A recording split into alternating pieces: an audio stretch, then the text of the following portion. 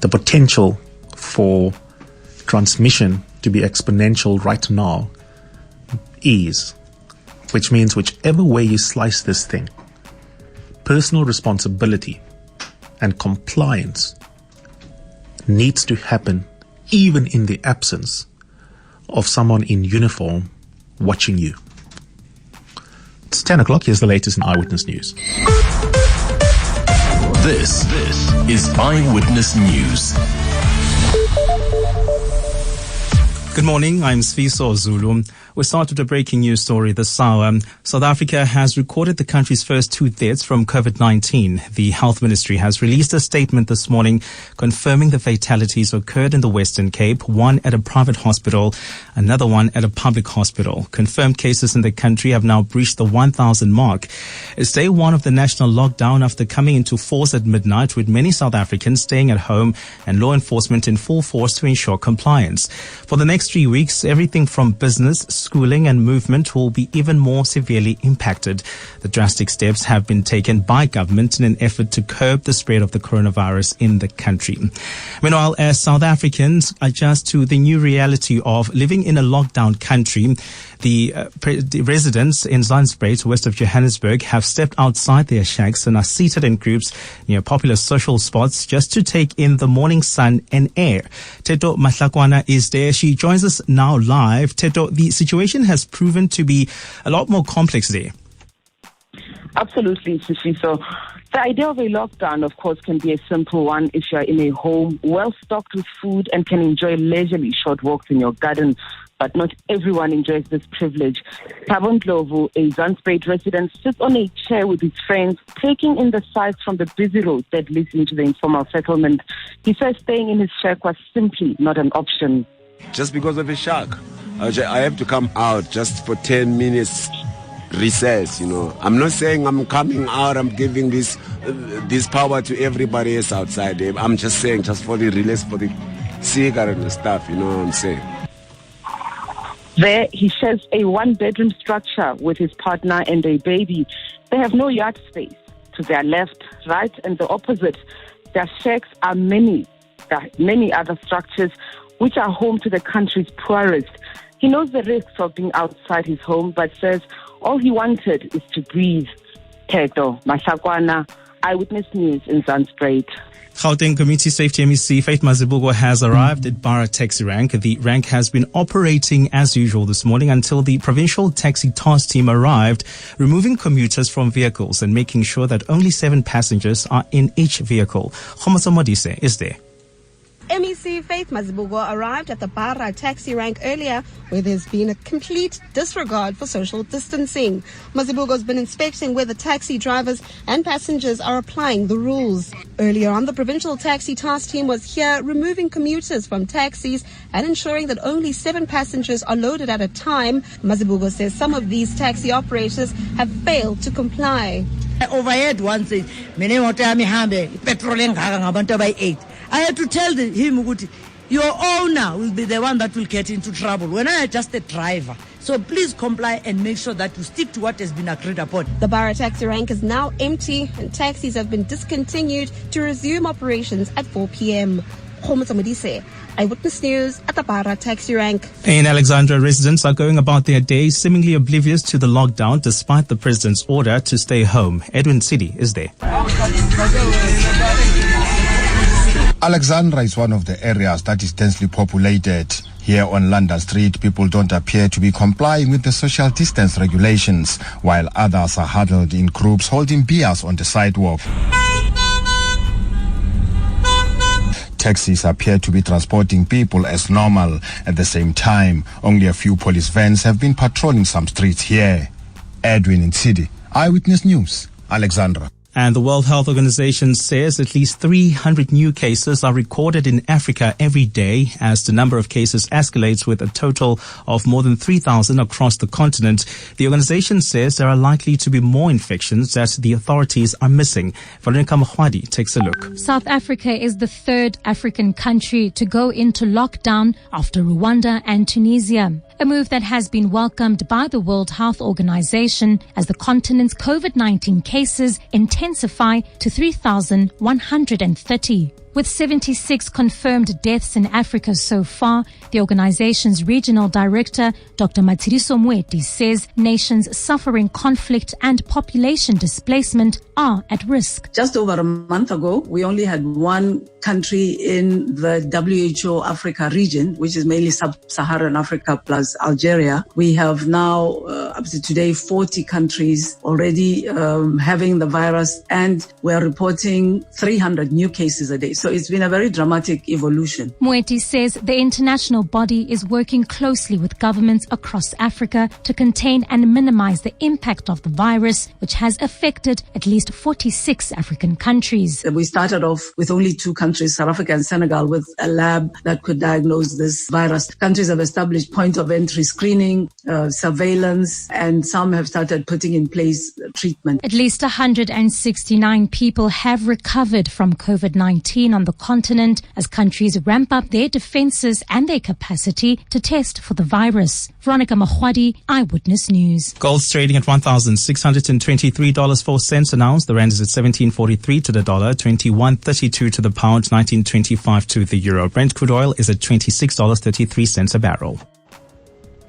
At this stage, traffic is looking good. No major delays have been reported. Otherwise, we're seeing some slight delays in Midrand. This is on the N1 North approaching Olifantsfontein Road. Rather use the R55 or Old Joburg Road as an alternative. Traffic lights are still out of order in Ridgeway at the Golden Highway and the N1. Otherwise, traffic is looking fairly good throughout Gauteng on this lockdown. A partly cloudy Friday in store for Gauteng, with scattered thunder showers expected. Temperatures would peak at highs between 23 and 28 degrees. The breaking story in Eyewitness News this hour: South Africa has recorded the country's first 2 deaths from COVID-19. Eyewitness News. In touch, in tune, and independent. For the latest, download the EWN app. Stay up to date with all the latest information on containing and avoiding the spread of the coronavirus. Only on 702. Eusebius Makaiser on 702. For the curious. Live. Online. Smartphones. DSTV. And 92.7. And 106 FM. 8 minutes after 10 o'clock. Thank you for staying with us. This is the second hour of the Eusebius Makaiser show on this Friday, the 27th of March 2020, and the country is under national lockdown. These are necessary regulations that have been enacted by our state to try and contain the spread of COVID-19. And as I started my broadcast this morning, we had, of course, and this is also our lead story in EWN, news from the Minister of Health that we are waking up as South Africans, sadly, to the knowledge now that we have our first deaths resulting from COVID-19. And these are 2 deaths that occurred in the Western Cape, one at a private hospital and the other at a public hospital. So it's critically important that you see the next 20-21 days as a time for us to do what we need to do to flatten the curve. And hard realities must be internalized immediately. After 21 days, there will still be a challenge. This is just to buy us time. It's not like 21 days and all will be fine. You've got to internalize that. Secondly, it's not 21 days of holiday. Your children must not go on play dates. Don't deliberately try and flout the rules. If you hear from a neighbor that no cops are in sight in your area, don't think that's your chance to go jogging, take your dog for a walk, comply. Do the right thing, even if you have an opportunity to do the wrong thing without consequence. You have a citizenship duty to do the right thing right now. It's in your own personal interest and in our collective interest. Joining me to catch up on aspects of the operational side of things from a public health point of view is Dr. Bandile Masuku, who of course There is a very hard-working emissary of health here in Gauteng at this time. Dr. Masuku, thank you so much for coming on the show. Everything comes out. Thank you. Good morning, and thanks for having us on your show. Got one or two particular questions, but maybe a higher level one to start with. There are many war rooms set up nationally, at city level, at provincial level, institutions like the NICD working with the state, etc., etc. How are things going in terms of levels of cooperation between the various structures that you are within and across? Your housekeeping is poor. You're living very poor been improving over a period of time. You must clean up the place. I think we are much better from when we started last week. After the first pronouncement by the president. And I think even in terms of reporting, there are things that we are now including in our reporting that we are tracing. So I think the cooperation is becoming much better, and we are almost now in a state where we can be able to say we are confident that our planning and our strategies will continuously evolve over a period of time and make the containment period and phase easier. I want to understand the situation in Gauteng with as much specificity as you have available for me. Gauteng is a big province. Johannesburg is a massive city. We carry, as a province, around 42% of the COVID cases in South Africa. That number is obviously changing, but that's a massive share of it.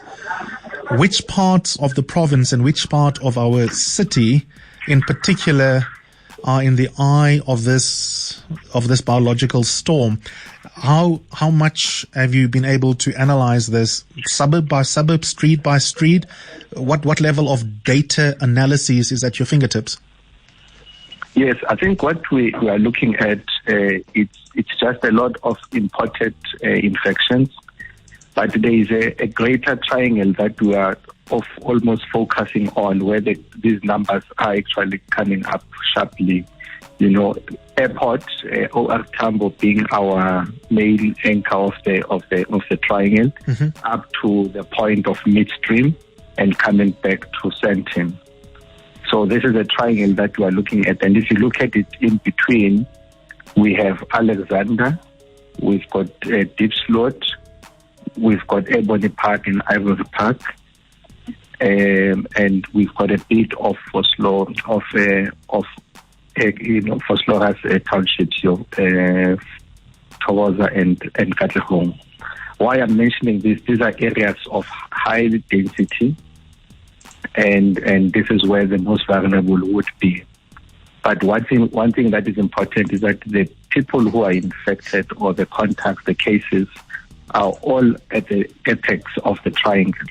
They are not within the triangle. What does that mean geographically, Doctor? Geographically, we are speaking to the area along R24 from the airport up to midstream, which is just at the base of Centurion and Kempton Park. Okay. And then coming back to Ditchloot and Sandton. And then OR Tambo. So that's the area that we are focusing on, and that's where we are put a lot of tracers in that space to just to contact those who have been exposed to the individuals who are cases. So some of those geographies are big because Johannesburg is a metropolis, and one thing that has confused me is, even though I've seen from the city dividing Joburg into regions, those regions are massive chunks. Alex itself is huge. When we talk Sandton, we could be talking anything from Ethel to Sandown to Strathaven to Morningside, etc. Do we have any smaller units in terms of understanding where the higher concentrations are? So, for example, Alex is lumped in some of the graphs that I've seen with Sandton. And in my mind, I think to myself, I would love to see a more specific split that would be useful, first and foremost for you, from a governance point of view and a management point of view, and then from the point of view of informing citizens and keeping tabs on the virus. When we lump Sandton and Alex together, it doesn't go very far as a data point. Yeah, at the data point, it's not really much of a difference. But what the area that we're looking at is the CBD of Sandton, which is the one that has got a lot of tourists who are around there. So we are looking at that space, and we are looking at the contacts of those individuals. And at the moment, we are almost at 70% of all tracing of all the contacts. And it's something that we are working on increasing. I'm certain you heard yesterday, one of the things that we're talking about on the media was how incomplete the forms were and the data that we receive. And you will also see when the minister announces the results, there's a bigger chunk of people that are written unallocated because of the information that is missing on the forms. And this is by and large from our private laboratories and private GPs. But I heard that conversation with my colleague on the Midday Report with Clement Manyatela, and that disturbed me immediately because, firstly, from a civic duty point of view, if someone has tested, they really should go and get their results, even if it's frustrating to wait a week or 9 days. But I wonder to myself, how does that happen? Do the labs not capture the right data? Yeah, that's the thing that has been there in our system. Like even when I was working as a practitioner, you'll find forms being incompletely filled in terms of details. We wouldn't know where the patient, which ward are they, which bed are they, which is the doctor who took the specimen. So it's something that it's been there. It's a chronic problem that we need to sort out, and now it is exposing us when we're dealing with a pandemic, that those habits were quite bad for many people. The category of confirmed positive cases that have not yet been found that you discussed with Clement Manyatela, how many such persons are there? No, the number when we spoke yesterday was 110, and I think now we're down to under 50. Okay. And when we wait for the report in the midday, we'll maybe get to a point where all of them would have been allocated, and then the numbers and the figures in the minister will indicate when he announces the infections.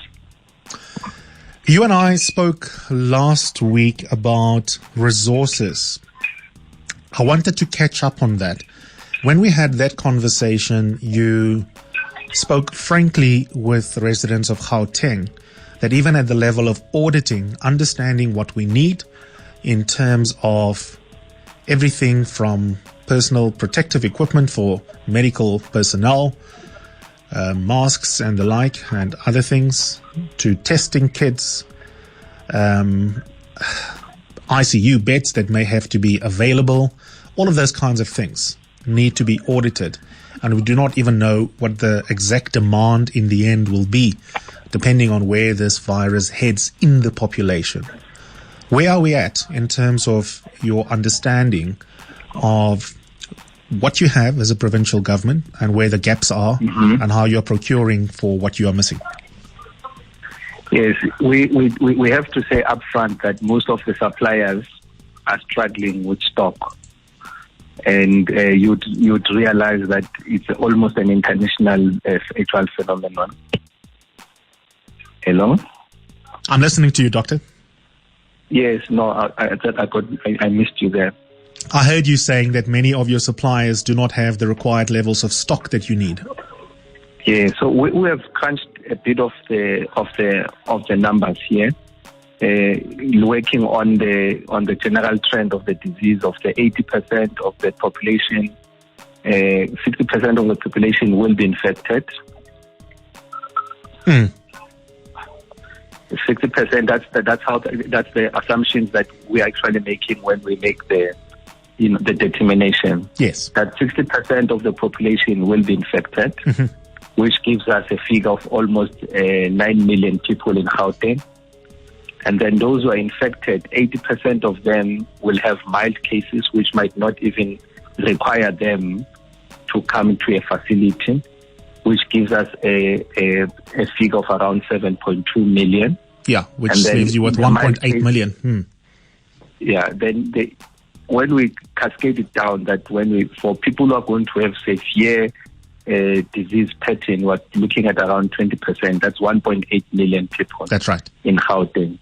So we are working out everything within those actual figures, which will then make sense. But like I said last week to you, that when you look at them, we are still far from actually getting to that point. We have been receiving stock every day, over 10,000 masks, gloves every day in the last week. We are going to continue to do the same next week so that we're able. The aim is to get to a point where we are a week ahead of all the things, and we have to increase this PPE. I struggle with this word, PPE, personal protective equipment. Yeah. So that's what we're looking at. And at the moment, we are still very far from getting to, I think, around 20% to 25% of everything required. One of the lessons we've learned from countries that are further ahead and who have gifted us time to learn from them as case studies are quite scary but interesting at the same time from a planning point of view. That even a 24-hour period can make a massive difference to the slope of the curve in terms of transmission, as well as the odds of a hospitalization case not resulting in a fatality.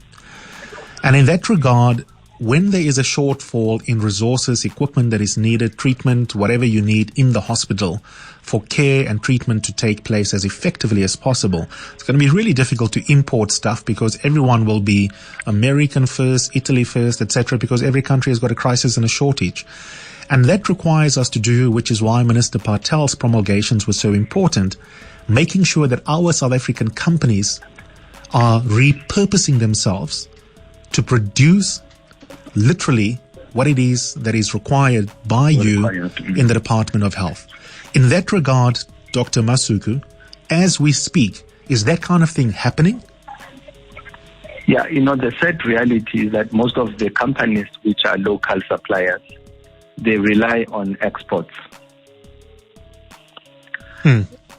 Yeah, they rely on exports, and now because with the lockdown and everything, they don't have. But it's something that we've been looking at in terms of empowering township businesses, but they are almost on the small scale. And at this rate, we are requiring more amounts and more stock.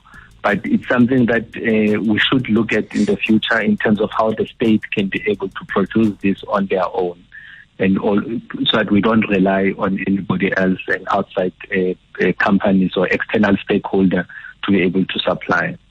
But it's something that we have to look at, but it's a big problem. Yes. We're thinking that what we are doing now is that everyone is just bringing in everything that they have, which is quality. Because also we have to do a bit of quality assurance. And we have made sure that every day, daily, all our facilities do have required equipment. And we have started a hotline so that we also in real time be able to respond to any shortage in any of the facility across the province. So we're just putting up ways and means to mitigate how we can make sure that people don't run out of PPE. I'm just going to engage you for 2 more minutes. I understand what you're saying. No problem. At a strategic level, I get that the state needs to become as unreliant as possible. But in this moment, the horrible thing about this virus is that it's not going to give you time to create state capacity, and therefore the public-private partnerships are going to be absolutely essential. And in that regard, let's keep it now practical. Let's say, for example, ICU beds. How many beds for Gauteng would you ideally like to know is available as the death tally increase and hospitalization cases increase? As you and I speak right now, Dr. Masuku, what is the ICU bed capacity in Gauteng, for example? The bed capacity we have now is 286. That is across all our facilities. With us having scaled down any elective surgery, it has opened up a whole number of them across the province. And we had a discussion with private sector on Monday, and they've availed 300 at the moment. In addition to the 286? Yeah, in addition to the 286. So that